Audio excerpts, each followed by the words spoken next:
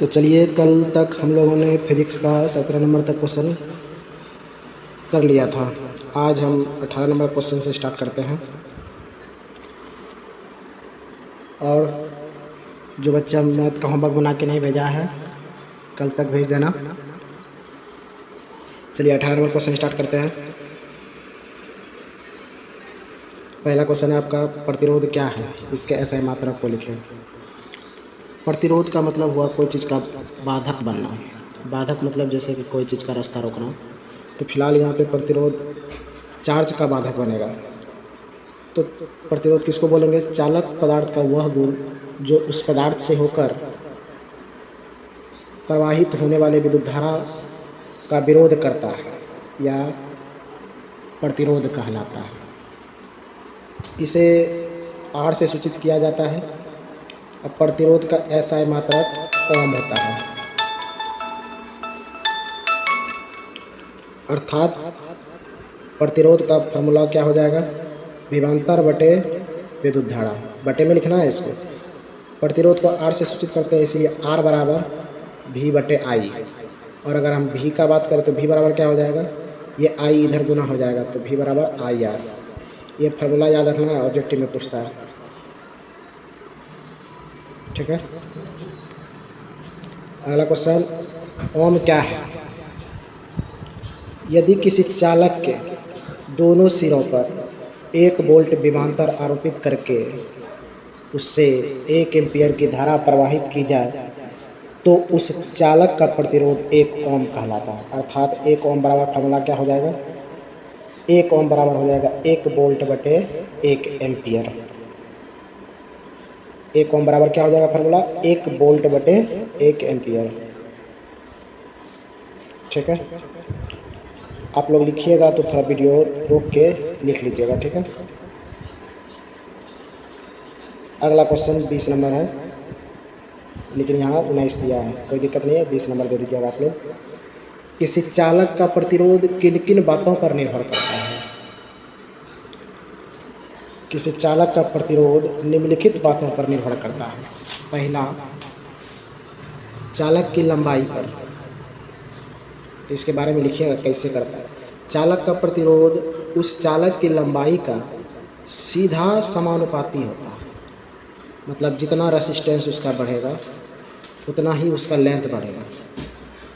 अर्थात चालक की लंबाई बढ़ने से उसका प्रतिरोध बढ़ता है। दूसरा बात, चालक के अनुप्रस्थ काट परिच्छेद के क्षेत्रफल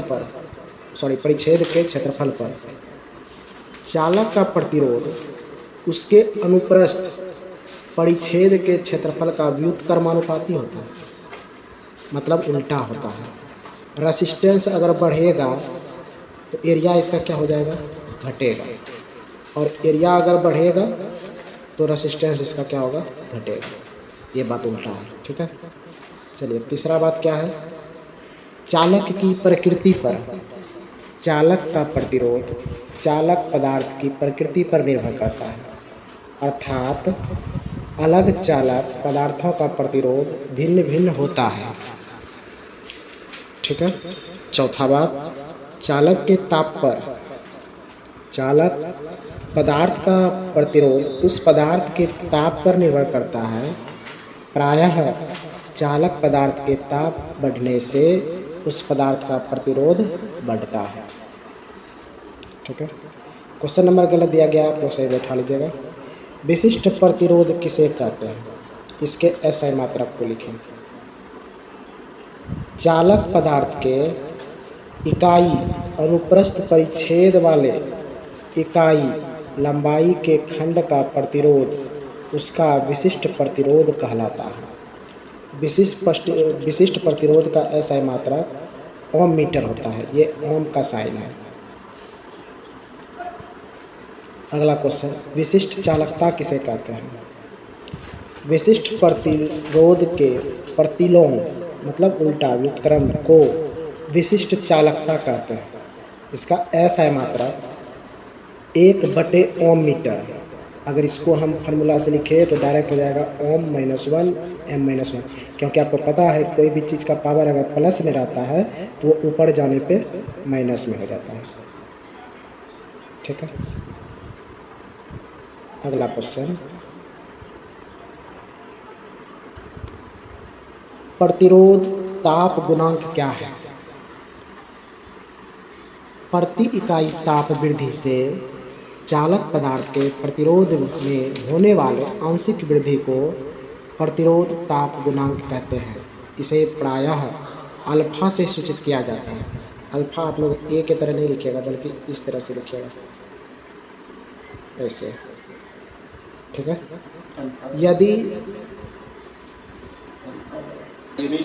यदि T डिग्री सेंटीग्रेड ताप पर किसी चालक तार का प्रतिरोध रेसिस्टेंस T समय में हो और 0 डिग्री सेल्सियस ताप पर उसका प्रतिरोध रेसिस्टेंस 0 ओम हो तो इसका फार्मूला हो जाएगा RT बराबर R0 × 1 + अल्फा T। ये अल्फा है। ठीक है, अगला क्वेश्चन, ओम के नियम को लिखें। ये क्वेश्चन आपका VVI है, इसको रख लेना है।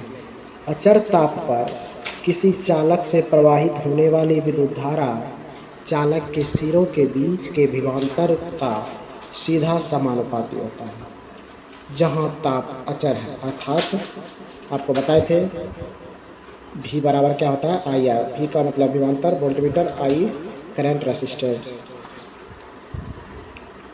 जहां R एक क्या है, नियतांक है। R क्या है, नियतांक है, जिसे चालक का प्रतिरोध कहते हैं। ठीक है, तो आज के लिए इतना तक रहने दीजिए। फिलहाल HW लिख लीजिए, आप लोग लिख लीजिए, कम से कम बनाते तो है नहीं। ठीक है, लिखिए। हिस्ट्री का लेसन 2 आप लोगों को पढ़ना है। हिस्ट्री का लेसन 2 आप लोगों को पढ़ना है। मैथ्स 5.3 आप लोगों को बनाना है। पहला नंबर, दूसरा नंबर, तीसरा नंबर जहाँ तक बताया है 4 या 5 नंबर तक। और ये फिजिक्स आप लोगों को याद करके लिख लेना है। और जब आपका ट्यूशन खुलेगा तब आप लोगों का फिजिक्स और मैथ का टेस्ट होगा, ये बात को भी ध्यान में रखिएगा। चलिए, आज के लिए धन्यवाद।